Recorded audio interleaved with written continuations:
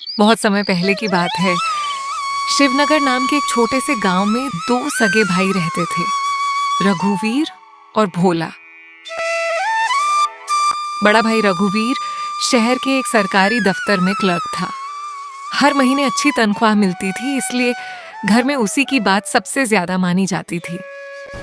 वहीं छोटा भाई भोला सीधा सादा और बेफिक्र स्वभाव का था।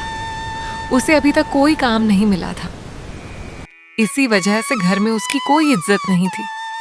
उसकी भाभी सरिता हर दिन ताने देती और माँ जमुना देवी भी उसकी बेरोजगारी से दुखी रहती थी। एक दिन तानों से परेशान होकर भोला सावन की तेज बारिश में शहर चला गया। पूरा दिन काम ढूंढता रहा, लेकिन कहीं नौकरी नहीं मिली। थक हार कर वह सड़क किनारे एक छोटे से ठेले के पास बैठ गया। वहां हरिराम काका नाम का एक बुजुर्ग गर्मा गर्म देसी चिकन चिल्ली बना रहे थे।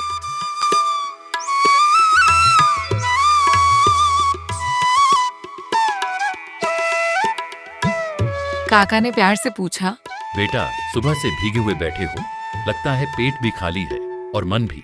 काका, भूख तो बहुत लगी है, लेकिन जेब में 1 रुपया भी नहीं है।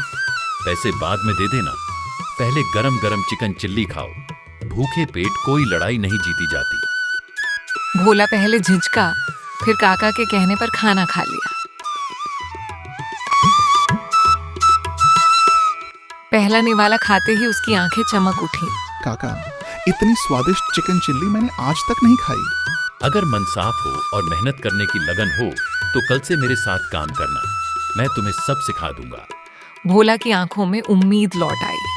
अगले दिन वह गांव जाकर माँ का आशीर्वाद लेने पहुंचा।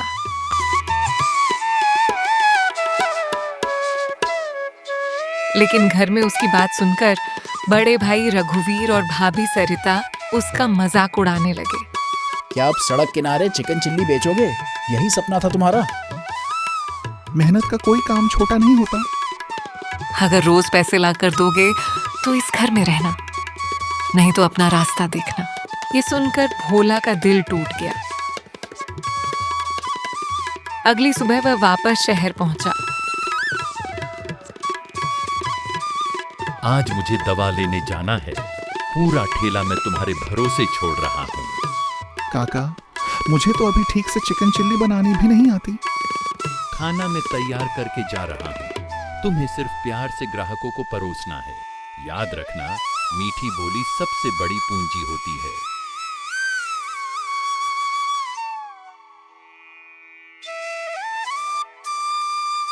काका चले गए।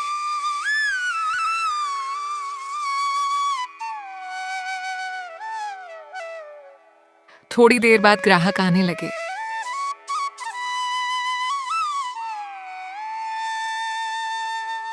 भोला हर ग्राहक का मुस्कुराकर स्वागत करता, आदर से बात करता और गर्मा गर्म चिकन चिल्ली परोसता।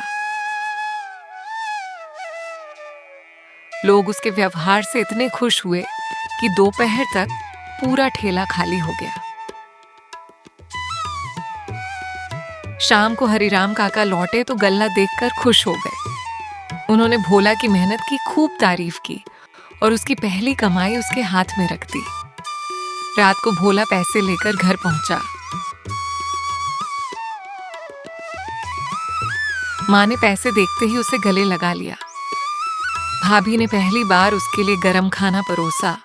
बड़े भाई रघुवीर भी चुप हो गए। भोला मन ही मन सोचने लगा, कल तक मैं इसी घर में बोझ था क्योंकि मेरी जेब खाली थी। आज वही लोग मेरा सम्मान कर रहे हैं क्योंकि मेरे हाथ में मेहनत की कमाई है। उस दिन भोला ने जीवन का सबसे बड़ा सच समझ लिया। दुनिया में मेहनत से कमाया हुआ धन इंसान को सम्मान दिलाता है, लेकिन असली पहचान उसके अच्छे व्यवहार और ईमानदारी से बनती है।